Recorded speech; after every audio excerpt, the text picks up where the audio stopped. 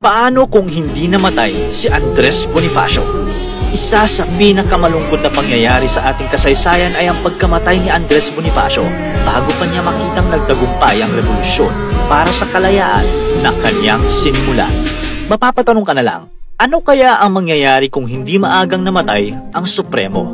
Subukan nating sagutin. Itinuloy niya ang Naik Republic. Pagkatapos ng kaguluhan sa Tejeros Convention, umuwi si Bonifacio at ang kanyang mga taga-suporta sa Naik, Cavite.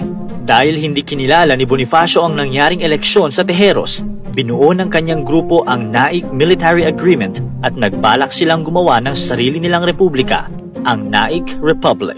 Sinubukang kumbinsihin ni Aguinaldo si Bonifacio na tanggapin ang resulta ng Tejeros Convention, pero matapos siyang bastusin ni Daniel Tirona, hindi na pumayag si Bonifacio. Kaya naman, mas pinalakas ni Aguinaldo ang kanyang puwersa at nakuha niya ang katapatan ng mga dating supporters ni Bonifacio na tulad nina Pio del Pilar at Mariano Noriel.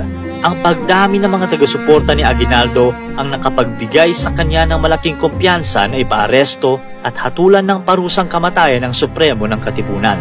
Kung hindi lang humina ang suporta ni Bonifacio, natuloy sana ang Naik Republic na binalak niya.